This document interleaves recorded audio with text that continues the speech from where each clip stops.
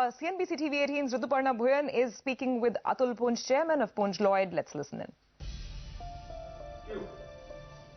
Thank you so much. The Punj Lloyd Group has got a diversified portfolio, be it infrastructure, be it utilities, be it energy, and now the company wants to have a greater role in the defense sector as well. And to talk about the company's growth plans, we have with us the chairman of the group, Mr. Atul Punj. Thank you so much for joining us, sir. Pleasure.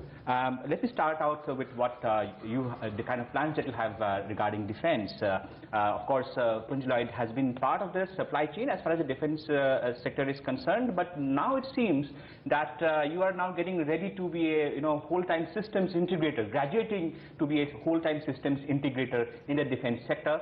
What are the plans as far as the defense sector is concerned, and what kind of strategy do you have to have a greater role in the defense sector? Well, firstly, at the outset, it's not a new initiative for us. There's an initiative that has been in the works now for almost 5 years. We had actually were one of the first people to get our licenses when the government of India opened up the sector for private participation. We invested about 150 crores in a state-of-the-art facility in Malanpur, which you're familiar with. We are now looking really to be not all things to all people. We have very clear direction that we want to be tier 1 system integrator for some limited focus programs where we do have an inherent strength. And in other cases, we are happy to be tier 2, tier 3 suppliers for different programs too, whether it's HAL, the Ordnance Factory Board, or any of the other large OEMs that are looking to participate in the programs. So we have a mixed bucket of what our strategy going forward is. We understand that you are also getting ready to restructure your defense-related segment, and shareholder approval has been sought so that you can have a proper restructuring exercise going on regarding your defense. Yeah, that's primarily to give it more focus, to separate it out from the rest of the group and not mix it up with the EPC businesses or some of the other infrastructure spaces we are in. So to really give it a complete independent focus with completely independent management. So it is something that is looked at as a major focus area and not just another vertical within the group. Can you give us an idea about the kind of investments that have already been made in the defense space and the kind of plans regarding investments that you have going forward in the defense sector? Well, I think what we've done is made the core investment already in the core facility, which is to the tune of about between 180 to 200 crores, depending on which way one looks at it. So the core investment is already in place. The rest, any new investments will be made on the back of project wins. Our driver really to make this investment was that we were primarily an EPC player. And as an EPC player, you go to a potential partner and you say, I also want to play defense. The question will come to what do you bring to the table? Right. Which is why we, over the last 5 years, invested this money in a facility which is really second to none on a global level. We have invested this time in training our people, getting all the certification that are done, including for all the aerospace activities. So we've really positioned ourselves now where we've gone through the learning curve. So I would say easily we should be a few years ahead of the competition in terms of just the time it takes to be able to be ready. So I would, I think, be bold enough to say that we are ready now to actually participate in programs and be able to stand up to the scrutiny of any potential partner, stakeholder. Yeah, you said you are ready to have a greater role in the defense sector. Before I move on to the next question, if you can just give us an idea regarding the outlook on investments regarding defense, the defense segment. Well, as I said, defense, the additional investments will be made on the back of wins of projects. So, for example, if we have a series of bids that we put in and we find that we are going to be successful, for which we need to put in some balancing equipment as the core investment is already in place, that would happen on the back of it. So over a period of time, if we think this will be a billion or a $2 billion business over the next 5-year period, okay, the investments will really be commensurate with exactly what is the value add that we are bringing to the table. If we are only doing an integration job, then it is really an accumulation of various suppliers to our design, okay, that we will be putting, in which case you're not talking about large investments. Right. But if it is pure play manufacturing that is done, and some balancing equipment needs to go in. As I said, we are being very selective about what we bid on.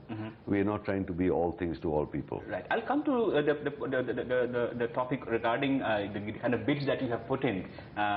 But before that, it's interesting to see the kind of portfolio that you have regarding your defense business.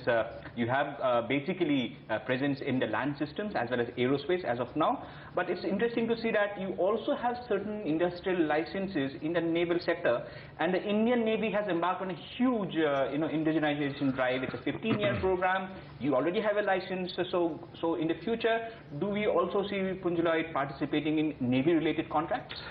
I don't believe that we will be participating as a tier 1 vendor in the naval contracts. Our capacity at our plant, as you've seen, is that we can do up to a 40-foot or 12-meter long single-piece 5-axis machining. That gives us very large single-piece capability, which really is not prevalent in the country. So as a result of which, when we go to tier 1 suppliers, they are very, very keen to buy some of these large size components which are relevant to the shipbuilding business from us. And we're already executing some large piece orders from Fincantieri as an example. We see a lot more work coming from them as well. So the focus on the naval side will really be around our machining capability, which is relevant to the naval industry. Right, sir. In the aerospace sector, you have presence in the MRO space. How has that business been, and what kind of growth opportunities do you see in the MRO space? That has really been a strategic stroke financial investment that was made. We are one of the investors in the MRO. It is not that we are the dominant players there. We have a bunch of partners in there. It gives us a leg into a lot of the potential MRO support services that will be required for all aviation platforms going forward. Right. So we have our runway, we have our hangars, we have multiple locations, we have a lot of capability. So that puts us in a sweet spot as far as the after-sales support that is required for a lot of these aviation platforms going forward. You also have some industrial licenses regarding the defense aerospace segment, if I'm correct.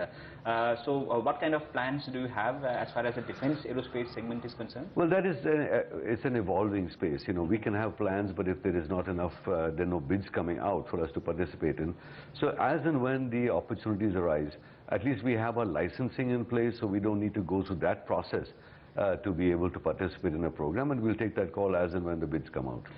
Let's talk about your land systems engagement, and you have a fairly